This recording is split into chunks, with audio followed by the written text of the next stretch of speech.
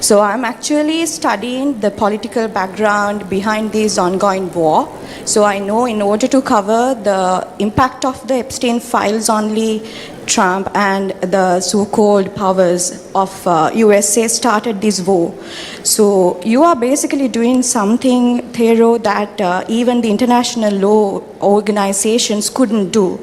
So first, let me appreciate your effort, challenging yourself and the protection maybe. You are doing something that none of us couldn't do. So first, let me ask you, how did you find that courage to protect all of us? As a Buddhist monk, the Buddha said, you have to do your duty, which is study and practice. Let the king and the government handle their things as political things. And so when I walk in the United States, people questioning about our president, Mr. Trump, and I always said, my message is not excluded anyone. All civilians need to listen. Our government also need to listen, regardless of what background and who they are, because this is peace. This is what we seek in every single day. This is what we worshiping every single day that I mentioned in my talk. I said like this: we are Christians, we are Catholic, we are Buddhism, Hinduism, Taoism, all those religions in this world. We practice every day.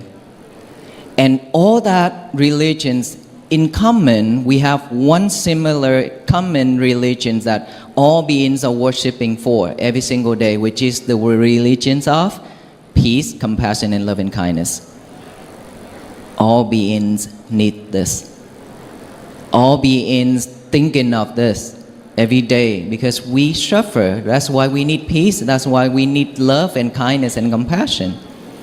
And so when we walk like this, we are not trying to fight anyone.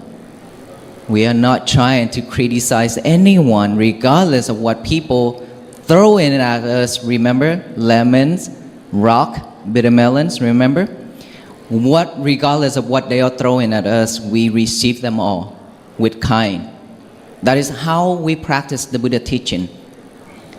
And so when come to the political point, we are not allowed to discuss anything about that. But we have to do the thing that we're supposed to do to bring peace to the people who are ready to receive the message and who are ready to practice the Buddha teaching to have peace from our life.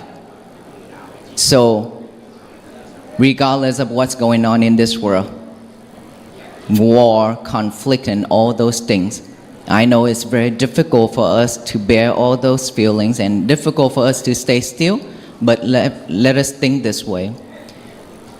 The more we add to it, the more suffer it is.